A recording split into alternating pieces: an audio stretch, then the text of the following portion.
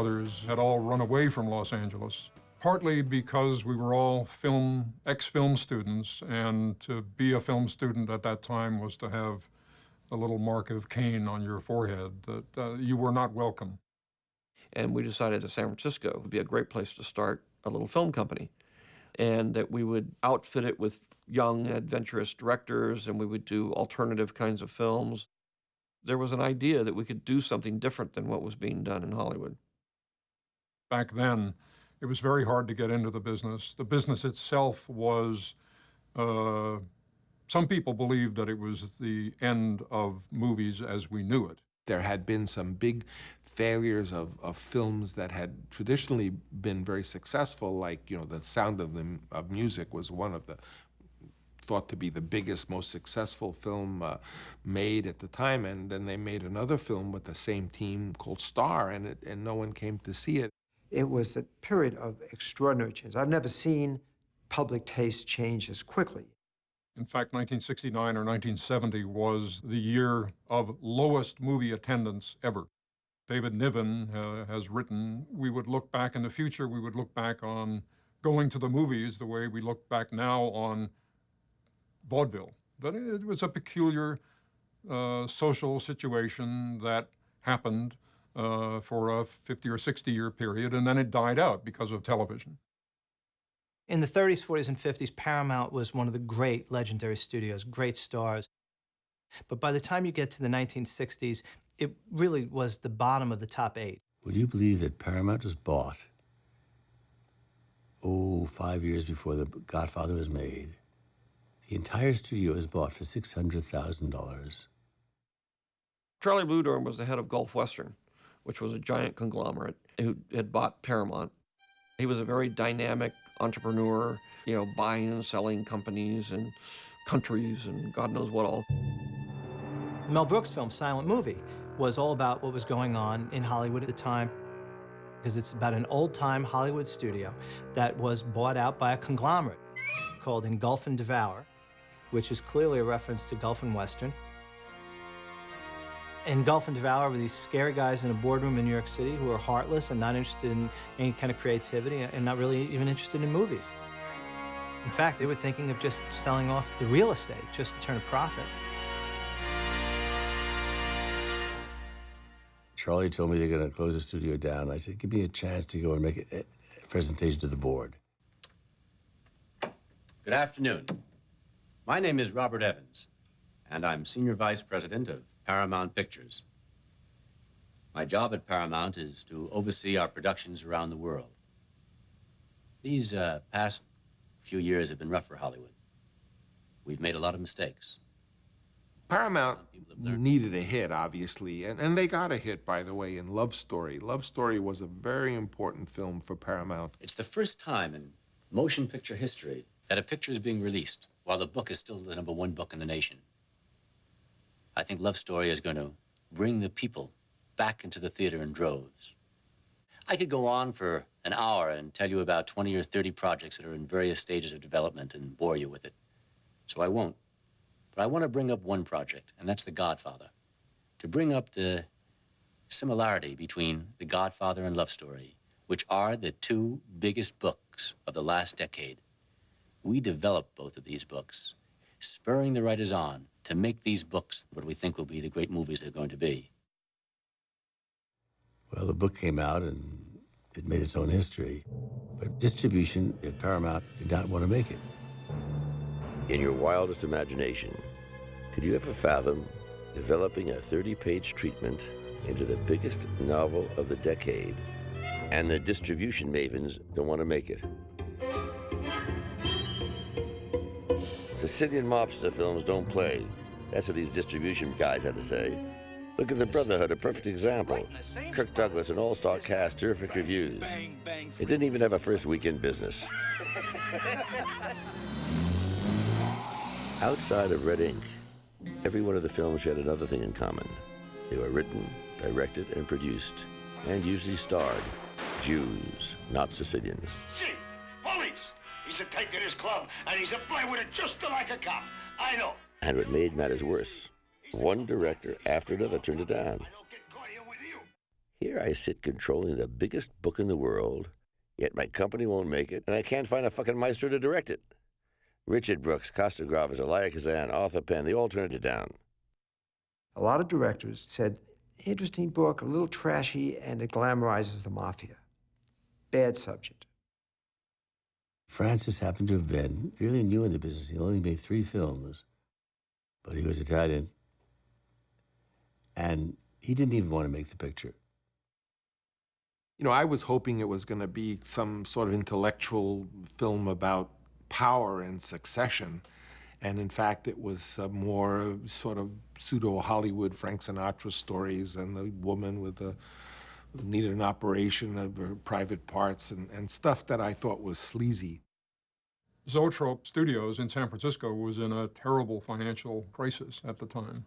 I remember discussions around the espresso machine about whether Francis should take the job or not, because it's exactly the kind of job, on one hand, that he was running away from. He wanted to make small personal movies, European-type movies, and here was Hollywood at, in a sense, it's Hollywoodiest for the reasons that those other guys had turned it down, trying to grab him back.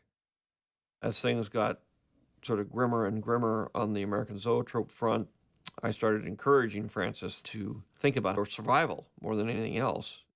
Time had come for us to get into lifeboats, and basically this Godfather idea was a lifeboat. Remember George Lucas saying, just take the job, do it, do whatever they want, and just get the money, and then we can do what we want to do. And Francis was in agony over that. I thought I was going to really Yet he had to admit that there was something compelling about it. After 3 long days of discussion with this guy, Peter comes into my office. Coppola will make the picture on one condition, that it's not a film about organized gangsters. It's not about organized gangsters. It ain't a musical, Peter. He has an idea, Heavens, that's not bad. He wants to make it as a family chronicle, a metaphor for capitalism in America. This is nuts, Peter. I don't like it. I just don't like it. Peter shook his head, laughed.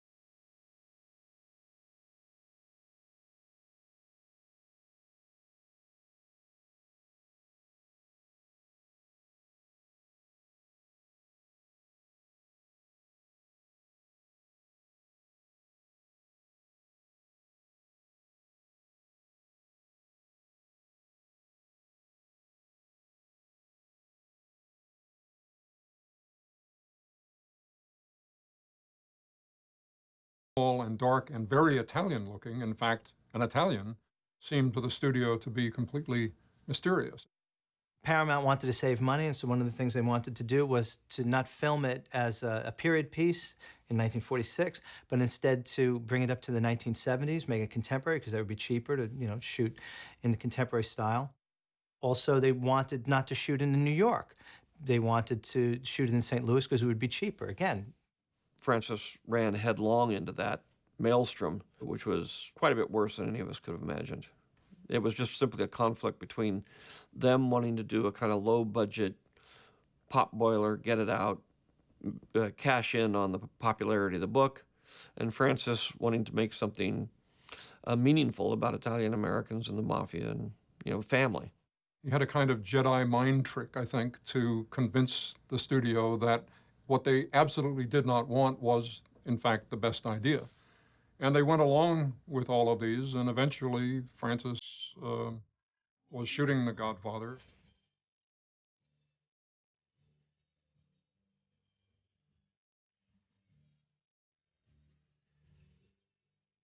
The powers that be at the studio, as they were seeing the dailies, were horrified. Not only, they were horrified with everything. They didn't like Brando. They thought he mumbled. They thought it was much too dark. I wasn't moving the camera. Francis had to fight every day to get his vision on the screen. It didn't come easy.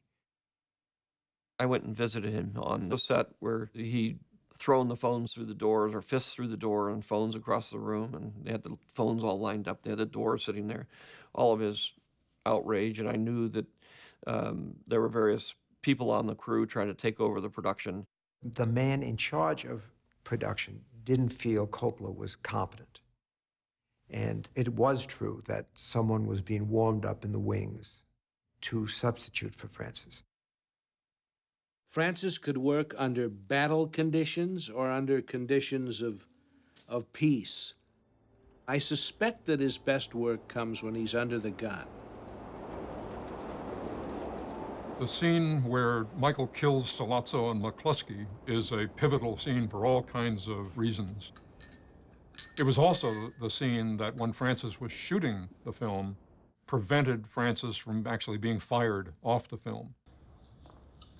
The feeling up to that point was, what is this movie? It's not turning out the way we thought it would, whatever that was.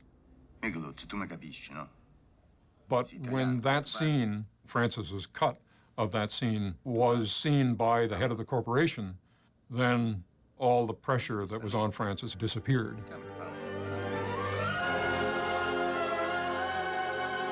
When the picture opened, the night it opened, at the Lowe State Theater in New York,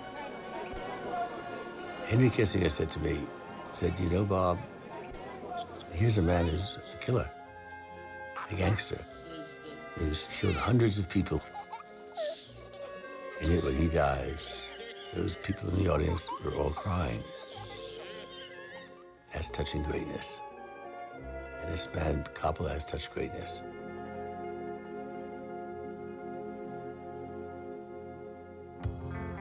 I came out on a Wednesday, I remember. I had just turned 15, and I told my father, who was out of work, I said, Dad, it's opening. And because I had been reading about it. I was a big movie fan, and all of us were big movie fans in the house. So we went on Saturday. We waited on line a long time. The lines were all the way around the block. And I remember I was just mesmerized. I believe in America. America has made my fortune. I think anyone who saw the movie that day or that week knew that they saw something quite extraordinary. I was dazzled by it. It's like, Shakespeare. She kept her honor. So they beat her like an animal. I was pulverized by the story and by just the cumulative effect the film had on me. And I also felt that I should quit, that there was no reason to continue directing, because I would never achieve that level of confidence and the ability to tell a story, such as the one I had just experienced. So in a way, it shattered my confidence. It was a celebration for people from my background. When we saw it, we were like, oh, wow, there we are. But then are we that? We're not that, I think there's no doubt that Coppola, being an Italian steeped in that culture, it's in every frame of that movie. The opening scene of Connie's wedding, the documentary footage of the mother, or of them dancing and of them singing.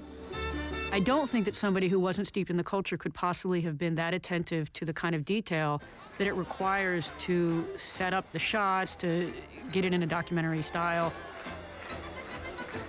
A lot of these wide shots, you know, where you got so many people, so many things going on, and it's kind of extras, not quite, you know, there's things about it that aren't perfect. I don't know whether it was intentional or not, but a lot of those things are just left in, but it makes it feel more real. I didn't grow up in a household that was movie savvy at all. People didn't watch films. My father's Italian and my mother's Jewish. It's, you know, and those two cultures are very similar. But everything, even like Sonny, when he gets upset and he's like biting his hand, you know what I mean? There's just like a, I mean, I've seen it with my, you know, male Italian relatives. It was the same gestures, it was the same, this family life was the same, it was the same high level of tension and operatic behavior in the family. Probably not supposed to say this, but I had a problem because Marlon Brando wasn't Italian and James Caan wasn't Italian. Maybe that's why James Caan and Brando sort of stuck out for me, because the rest of it seemed, I felt like I was seeing my family for the first time. Soon after that was Mean Streets, which was even more realistic. I don't think of them as gangster movies. I think of them as Italian family movies, because that's the level that I related to the film. It's got nothing to do with the occupation. It's got nothing to do with the good and evil aspects of what these people did for a living. But in terms of the family structure and the relationships and the food that they ate and the songs that they sang and the behavior that they had.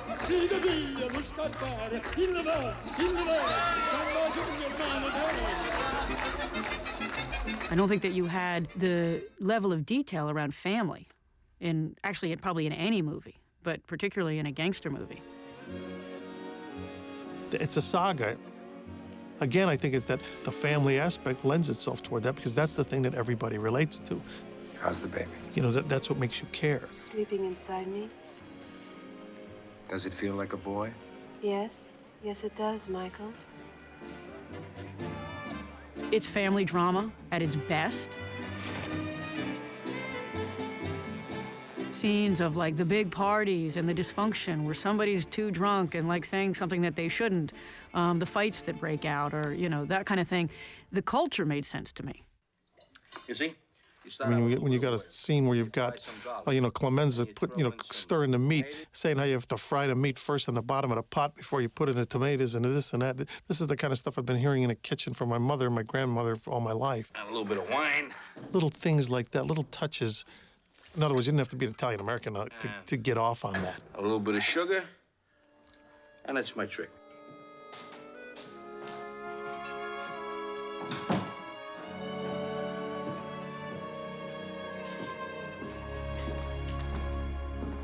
One of the scenes that I remember is when De Niro comes home and he gets the apple for his wife with a piece of fruit. It's a pear.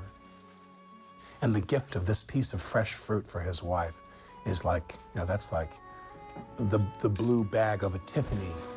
Hey, she just lights up. And that scene seems like a memory. De Niro is your grandfather. You want to think your grandfather brought your grandmother a piece of fruit. And in that sequence where you see Pacino put on the mantle of the family. I mean, again, it's a memory. They don't say if he's dead or alive. My father was a very powerful man physically. My father was a very powerful man physically. And when my father was dying of cancer, that was the horror of it, was you go, that's not my dad. This man who's so feeble and so weak and so enervated. Long Beach 4, 5, 6. And from the moment he comes in, he becomes who he becomes. Nurse, wait a minute. Stay here. He realizes, this is my destiny. You shot my father. I'm gonna kill every motherfucking one of you fucking people. You know, if it means my own life, if it means my own life, you know? And all these passions I'm talking about, this is what the movie stirs up in you.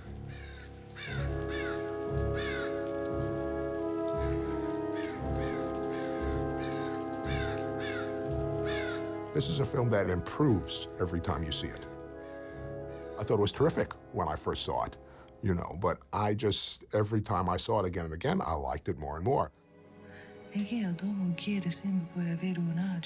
a real richness, there's a real texture.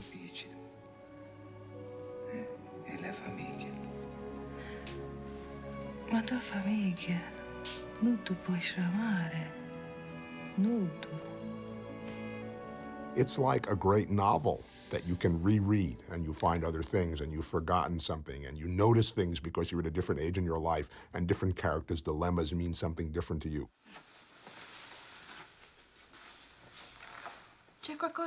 What was a huge change for me seeing The Godfather was the humanity and emotion. Don Corleone, I wish you would have let me know you were coming. I could have prepared something for you. The most emotionally charged scenes in the movie obviously belong to the gangsters. And they have the same emotions that you and I would have. Scenes like after they've fired into his house and he says, "In my home!" And there's this level of rage that is building inside of him. "In my bedroom where my wife sleeps!" There are these kind of psychotic break moments Where my children come and play with their toys. where you have the neurotic gangster, which I think totally leads to Tony Soprano. Godfather really kind of set the tone for taking that kind of movie out of the the old days of, the old Paul Muni movies and Edward G. Robinson movies, and took it into a whole other kind of level of reality. This is Al Capone. We just knocked over your new brewery down at the Stockyards. What is this? Take a look and see what we got for you, Snorky. What are you talking about? You talking straight or I'll jam this phone down your throat. Well, I remember how Italians were depicted on television, and even Chico Marx, who played an Italian who talked like this. And, I was Italian, and my relatives didn't talk like this. Look at me. A man always got to know what he's got to know. I got the plenty. I got the house. I got the automobile. I got the nicer girl. One thing about those early 30s movies was that you always had to have a moral ending. So it was like if you had a guy who committed all these crimes, and what ends up happening? He gets shot up by like 18 million machine gun hits. I mean, I guess the message of the movie was supposed to be is crime doesn't pay, but that's, it had all these disclaimers and advisories about the blight of gangsters and organized crime. They have a distinctly American moralistic point of view about making them colorful, yes, attractive, yes, but reproachable and punishable. Come on, get your hands behind your head. The Godfather allowed for these things to be discussed in human terms and not moral terms only, or at least the moral palette became more ambiguous. The story of the undertaker who had his daughter abused and beaten, that the court system and the police, nobody would do anything, and that you had to go to some honorable person like Don Corleone to get justice. Take a hold of him. Morally and ethically, it showed a world that was corrupted from the top down. My father's no different than any other powerful man. Any man who's responsible for other people. Like a senator or a president. Do you know how naive you sound? Why? Senators and presidents don't have men killed. Oh. Who's being naive, Kay? The elements that are put together are not calibrated the normal way, where you see a side that is not corrupted and a side that is corrupted, and how ultimately the good guys win. Senator, we're both part of the same hypocrisy. I mean, since I've been a little kid, I've never trusted adults. I've never trusted authority. And this movie just fortifies that in a very grand operatic way that, everywhere you look, there is corruption or corruptibility or the potential for it. These people are working a system, and they're playing within a system which everybody is corrupt. So let's just say that you'll pay me because it's in your interest to pay me. But I want you answering the money by noon tomorrow. When you think about it, it's a deeply cynical outlook on life. That they love their families, they're loyal to. But in the end, what it is, it's about power. You can have my answer now if you like. My offer is this. Nothing. Not even the fee for the gaming license, which I would appreciate if you would put up personally. The metaphor was, you know, we're just like the government, we're just like these kings, and basically, you know, we do things the same way they do it, but we do it our way. I think people bought that hook, line, and sinker, you know, because they gave you enough of that other stuff to be like horrified, and then at the other time they did it, and it was so, you know, delicate. Leave the gun. Take the cannoli. And it was, I would say, probably a romanticized version of that world. But that's what great art does. It condenses something and elevates